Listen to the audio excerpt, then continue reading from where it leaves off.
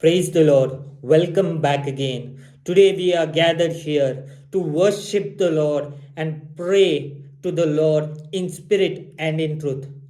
John 4:24 says, a worshipper of the Lord must worship him in spirit and in truth. As we pray today to the mighty Lord, may the mighty power of the Holy Spirit come upon each individual. The Lord is inspiring us today to worship him in spirit and in truth.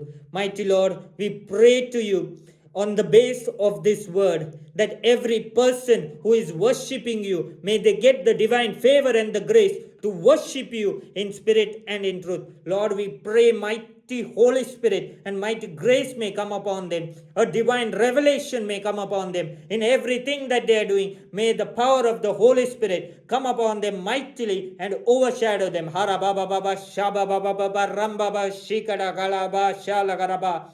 Arabashiria Kalagarabashala Galagarama Baba Shiria Larashia. Arabashiria Karabashiria Baba Baba Shala Galagara.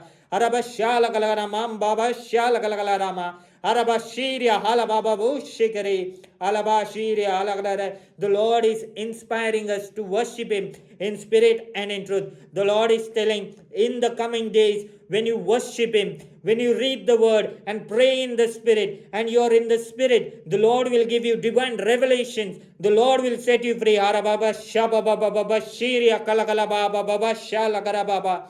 Araba Shiria Ala Rababa Bishiria Galagaraba. Araba Shiria Ala Lara. Araba Shiria. I see a divine set free in the name and the blood of Jesus. Arababa. Araba Shalagalagaraba Baba Shiria Lagara.